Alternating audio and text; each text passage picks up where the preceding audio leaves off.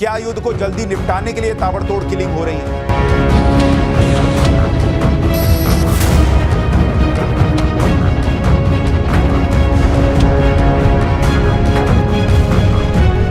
जिस तरह से ईरान की टॉप लीडरशिप पर हमले हो रहे हैं, उसके बाद सवाल यह भी है कि क्या अगला नंबर मुस्तफा खामनेई का है, क्योंकि मुस्तफा खामनेई अब ईरान के नए सुप्रीम लीडर हैं। मुस्तफा के तौर पर ईरान को नया चेहरा, नया नेतृत्व और नया जोश मिला।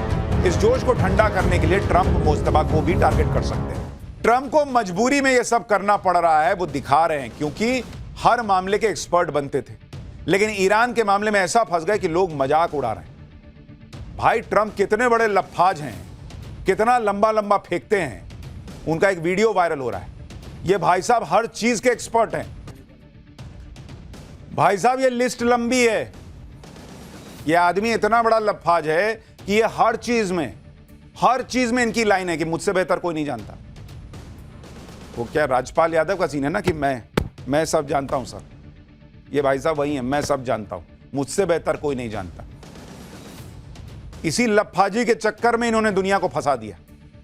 इसी लफ्फाजी ने ट्रंप से ईरान युद्ध करवा दिया, क्योंकि इनको लगता है मैं सब जानता हूं, और अब फंस गए। लेकिन फंस गए तो ये नहीं जानते कि इससे निकलना कैसे है। अपनी खींच मिटाने के लिए ट्रंप ने सारे हथियार निकाल लिए। हार्मुज पे बर्फ गिरा के देख लिया, ईरान की टॉप लीडरशिप मार के देख ली। क्या हुआ? युद्ध खत्म हुआ। कल ही इजराइल ने ईरान के national security chief Ali Larijani को ढेर कर दिया। आज इजराइल ने ईरान के इंटेलिजेंस मिनिस्टर को मार दिया। इजराइल ने बताया कि पिछली रात उसने एयर स्ट्राइक में इंटेलिजेंस मिनिस्टर इस्माइल खतीब को खत्म कर दिया है। साल 2021 में इस्माइल खतीब ईरान के इंटेलिजेंस मिनिस्टर बने थे। खतीब ईरान की मिनिस्ट्री ऑफ इंटेलिजेंस को संभाल रहे थे। इजराइल ने आरोप लगाया कि खतीब के मंत्री रहते हुए ही ईरान ने इजराइल के खिलाफ कई खुफिया ऑपरेशन किए थे। इजराइल ने यह भी हाल ही में ईरान में प्रदर्शनकारियों को मारने में खतीब का अहम रोल था, यह भी कहा। इससे पहले कल इजराइल ने ईरान के national security chief Ali Larijani को ढेर किया था। जिस वक्त अली लारिजानी पर हमला हुआ, वो तेहरान के बाहरी इलाके करज के परदीस में अपने परिवार के साथ थे। इस हमले में अली लारिजानी और उनके बेटे डॉक्टर मोर्जता लारिजानी की मौत हो गई। लारिजानी और उनके बेटे के ताबूत को ईरान में सार्वजनिक तौर पर दिखाया गया। 17 दिन पहले ईरान के सुप्रीम लीडर अयतुल्ला अली खामनेई को टारगेट किया गया था। उसके बाद से ईरान की टॉप लीडरशिप को नहीं छुआ गया था, लेकिन अब फिर से टॉप लीडरशिप को मारा जा रहा है। इससे यही सवाल उठ रहे हैं कि क्या यह युद्ध की कोई रणनीति है, या फिर ऐसा इसलिए किया जा रहा है क्योंकि ट्रंप समझ रहे हैं कि ईरान में कोई रिजीम चेंज नहीं होने वाला। ट्रंप समझ गए कि ईरान ना बातचीत करने के मूड में है, ना सरेंडर करने के मूड में है। क्या इसी वजह से ईरान पर प्रेशर बनाने के लिए उनकी टॉप लीडरशिप को खत्म किया जा रहा है? क्या युद्ध को जल्दी निपटाने के लिए ताबड़तोड़ किलिंग हो रही है?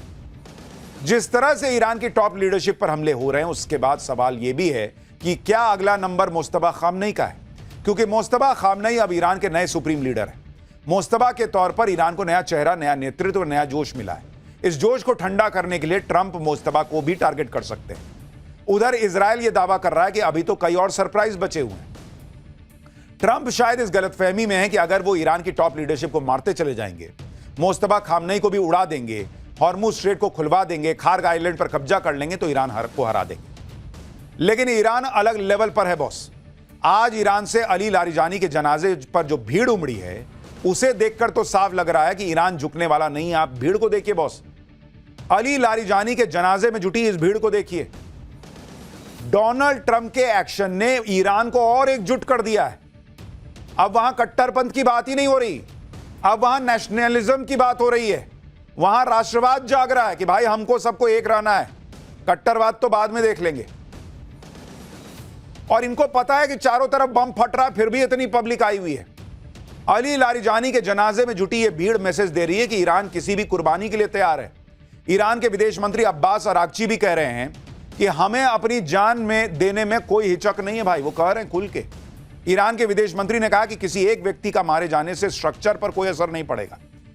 उनके मुताबिक जब हमारे सुप्रीम लीडर भी शहीद हो गए, तब भी ईरान लड़ता ना रहा। ईरान के विदेश मंत्री ने कहा कि अगर मैं भी मारा जाऊंगा ना, तो कोई और मेरी जगह आ जाएगा। यानी ईरान का मैसेज क्लियर है कि तुम मारते जाओगे, कोई खड़ा होता जाएगा, तुम मारोगे, कोई खड़ा होगा, तुम मारोगे, कोई खड़ा होगा। इससे सोल्यूशन नहीं निकलना बॉस। ईरान कह रहा है कि जब वो अपने सुप्रीम लीडर की मौत के बाद नहीं झुका, तो अब क्या झुक जाएगा यार। ईरान खुला चैलेंज दे रहा है, जिसको मारना है मार दो। भर भीड़ खड़ी है और सड़क पर मार दो सबको, लेकिन ईरान नहीं झुकने वाला। ईरान ने अपने रक्षा प्रमुख अली लारिजानी की मौत का बदला लेने की कसम खा ली। IRGC यानी ईरान रेवोल्यूशनरी गार्ड कॉर्प्स ने इजराइल पर मिसाइल हमलों की 61वीं लहर का ऐलान कर दिया। IRGC ने कहा है कि वो लारिजानी की मौत को ना भूलेंगे ना किसी को भूलने देंगे, और जब तक इजराइल से खूनी बदला नहीं ले लिया जाता तब तक IRGC का एक भी गार्ड चैन से नहीं बैठेगा। IRGC ने कहा है कि इस तरह के एक्शन इस्लामी गणराज्य की स्वतंत्रता, आजादी, क्षेत्रीय अखंडता, ईरान की रक्षा के रास्ते में बाधा नहीं बनेंगी। IRGC ने कहा कि लारिजानी की मौत देश में नया जोश भरने का सोर्स बनेगी। इजराइल पर नई मिसाइल वेब अटैक की धमकी के बाद IRGC ने एक वीडियो भी जारी किया। इस वीडियो में एक के बाद एक कई मिसाइल्स लॉन्च होती हुई दिख रही हैं, देखिए जरा। अपने रक्षा प्रमुख की मौत के कुछ घंटों बाद ईरान ने इजराइल और अमेरिका के ठिकानों पर ताबड़तोड़ हमले किए। आप देखिए कि पिछले 24 घंटे के भीतर ईरान ने UAE, सऊदी अरब, बहरीन, बगदाद, कतर, कुवैत और तेल अवीव को धमाकों से हिला दिया। UAE के अल मिनहाद एयरबेस पर मिसाइल फोड़ी, दुबई में कई ड्रोन धमाके किए, बगदाद में US एम्बेसी पर ड्रोन और रॉकेट फोड़ दिए, सऊदी अरब के प्रिंस सुल्तान एयरबेस को टारगेट किया। अकेले सऊदी अरब ने करीब 100 मिसाइलें इंटरसेप्ट की। इजराइल के तेल अवीव और रामत गन में ईरानी मिसाइलों ने तबाही मचा दी। मिडिल ईस्ट में मौजूद अमेरिकी मिलिट्री बेस पर मिसाइलें दागी गई, यानी ईरान ने भी अपने हमले तेज कर दिए। इजराइल पर ईरान का यह भयानक हमला देखिए। इजराइल के आसमान में एक साथ आग के 50 से ज्यादा शोले बरस उठे। ये इजराइल की तस्वीरें आपको दिखा रहा हूं। तेल अवीव में यह तबाही ईरान की मिसाइल खुर्रम शहर 4 ने मचाई है।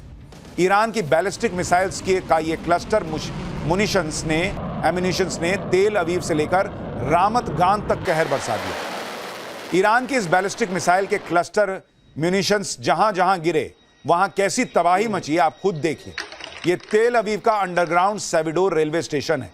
क्लस्टर म्यूनिशंस ने जमीन के भीतर बने इस रेलवे स्टेशन को भेद दिया। प्लेटफॉर्म पर चीजें बिखरी पड़ी हैं और ट्रेन को भी नुकसान पहुंचा। इजराइल के तेल अवीव के बाहरी इलाके में एक सुनसान सड़क पर भी ईरानी क्लस्टर म्यूनिशंस गिरे तो सड़क पर बड़ा सा गड्ढा बन गया। देखिए, मिसाइल्स के अलावा ईरान ने अपने खतरनाक ड्रोन को भी काम पर लगा दिया। ईरान ने ड्रोन अटैक का एक नया वीडियो जारी किया है जिसमें रात के अंधेरे में एक के बाद एक दनादन ड्रोन उड़ते नजर आ रहे हैं। ईरान के मुताबिक इन ड्रोन्स के निशाने पर खाड़ी देशों में अमेरिकी ठिकाने थे। देखिए कैसे एक के बाद एक ड्रोन निकल रहा है।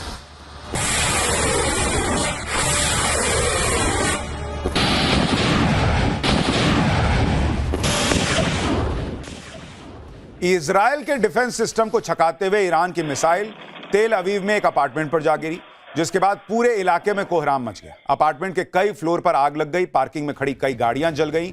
फायर ब्रिगेड वाले आग बुझाते नजर आए। तेल अवीव के रमत गान से हमारे सहयोगी की ग्राउंड रिपोर्ट देखिए। इस वक्त रमत गान इलाके में है इजराइल में, जहां की रात में एक बहुत बड़े प्रोजेक्टाइल को एयर डिफेंस इक्विपमेंट ने डिस्ट्रॉय किया, लेकिन उसका जो डेबरी है, उसका जो मलबा है, आकर एक ऐसे रिहायशी इलाके पर एक घर पर गिरा। आप देख सकते हैं जो बालकनी वो पील आउट हो गई है, बिखर के बाहर आ गई और जिसका पूरा मलबा नीचे गिरा हुआ था। और इसमें एक हादसा हुआ जिसमें कि 2 बुजुर्ग व्यक्ति जिनकी उम्र लगभग 70 साल थी, उनकी मृत्यु हो गई है। और जब हम यहाँ पहुंचे तो एडमिनिस्ट्रेशन के लोगों ने इस पूरे इलाके को चारों ओर से घेर लिया था और अभी बहुत सारे यूनिफॉर्म्स के लोगों को भी इस इलाके में बुलाया गया है, और जो कि करीब 10 मिनट पहले यहाँ सारे आए हैं।